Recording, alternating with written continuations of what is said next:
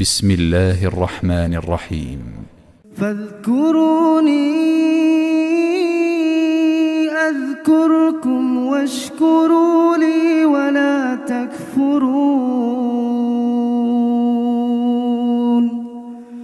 يا أيها الذين آمنوا استعينوا بالصبر والصلاة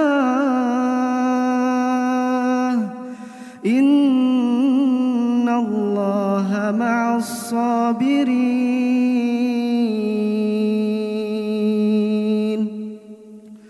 ولا تقولوا لمن يقتل في سبيل الله أموات بل أحياء ولكن لا تشعرون. ولنبلونكم بشيء من الخوف والجوع ونقص من الأموال والأنفس والثمرات وبشر الصابرين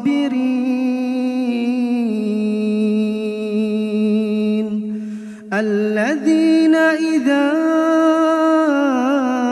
أصابتهم مصيبة قالوا إنا لله وإنا إليه راجعون.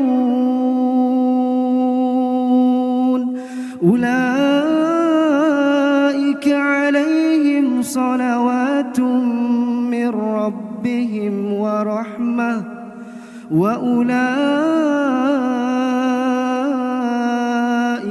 هم المهتدون.